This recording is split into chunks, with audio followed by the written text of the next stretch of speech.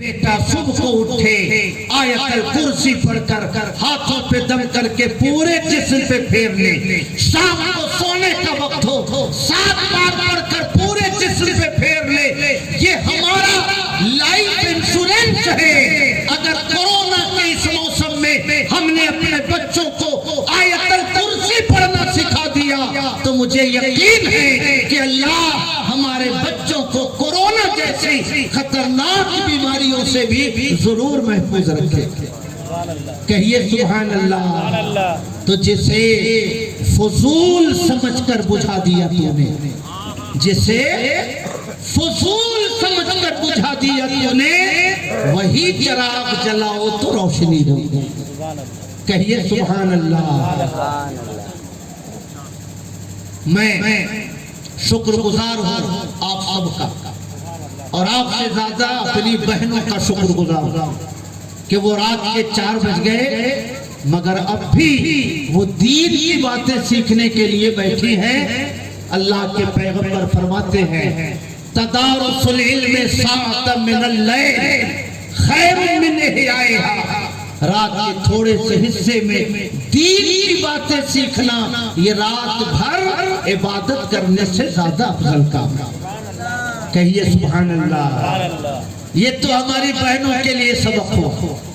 بسم اللہ الرحمن الرحیم، جادو ٹونا سے حفاظت، اعوذ باللہ من الخبث والخبائث، شیطان جو بات روم میں رہتا ہے اس سے حفاظت، اور 7 بار آیت الکرسی صبح میں اور 7 بار آیت الکرسی شام میں، یہ ریگولر حفاظت کا ذریعہ ہے جو اللہ پاک نے ہم سب کو عطا فرمایا ہے۔ اب مردوں کے لیے سبق بس 2 منٹ میں اپنی بات میں ختم کرتا ہوں۔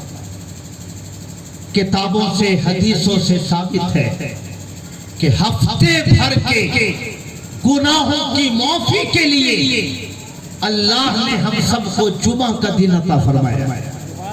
سمجھ رہے ہیں؟ سبحان اللہ۔ اسپیشل آفر ہوتا ہے۔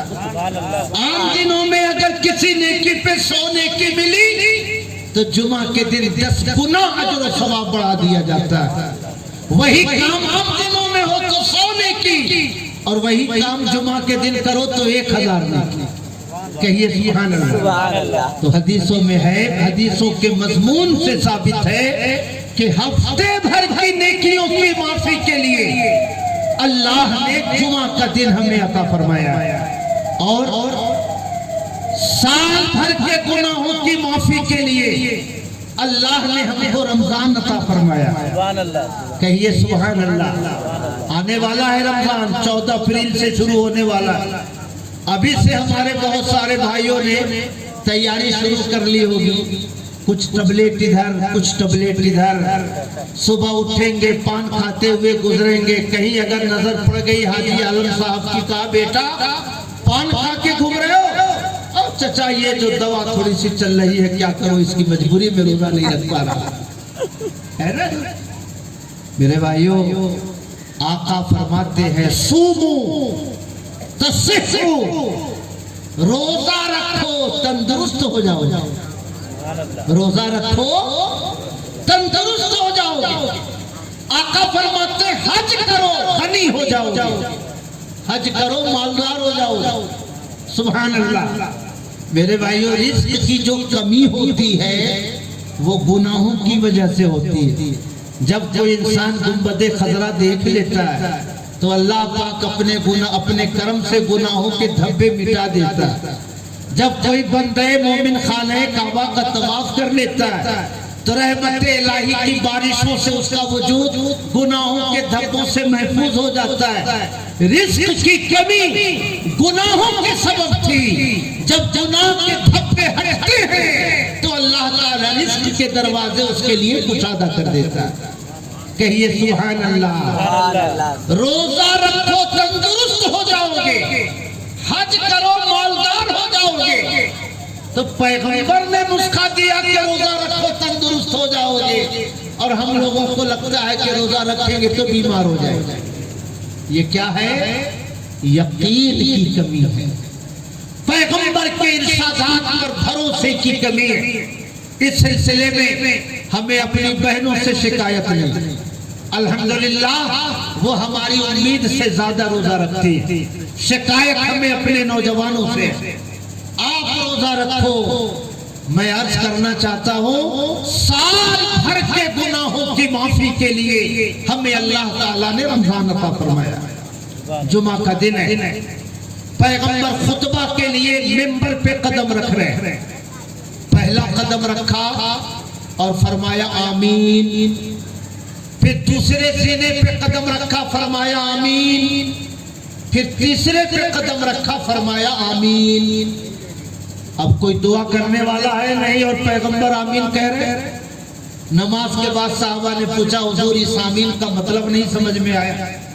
आका ने इरशाद फरमाया कि जब मैंने पहले मिंबर पे कदम रखा, पहले सीने पर, तो हजरत जिब्रील अमीन ने दुआ की, हलाक हो जाए वो शख्स जिसे माँ बाप मिले मगर माँ बाप की खिदमत करके वो जन्नत का हकदार नहीं हुआ। हलाक हो जाए ऐसा इंसान। तो मैंने कहा आमीन। दुआ है जिब्रील की और आमीन है पैगंबर की।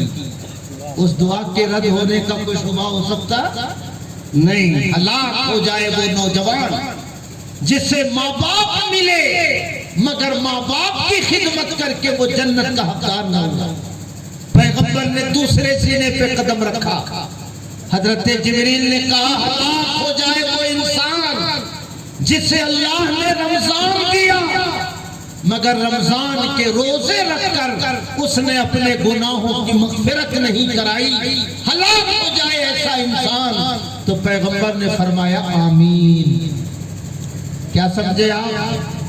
अगर आज जियो का ऑफर 499 का है और पेपर में छप जाए कि 299 में 4 महीने नेट फ्री रहेगा, तो लाइन लग जाएगी रिचार्ज कराने वाले, है ना? 500 की जगह 299 लाइन लग जाएगी। लोग माँ बाप को परेशान करेंगे, जियो का ऑफर आया, जियो का ऑफर आया। सुभान अल्लाह। मगर अल्लाह का इतना अजीम ऑफर, एक रोजा रखो, अल्लाह ताला तुम्हारे गुनाहों को मिटाता है, तुम्हारे लिए जन्नत के दरवाजे खोल देता है, तुम्हारे लिए मौत को आसान फरमा देता है। करोड़ों नेकियों का ऑफर जिस महीने में अल्लाह पाक की तरफ से है, वो महीना आता है और हम लोग दवा जेब में लेके घूमते रहते हैं। तबीयत ठीक नहीं, हजरत रोजा कैसे रखे? समझ रहे हैं? इसलिए डॉक्टर इकबाल का वो शेर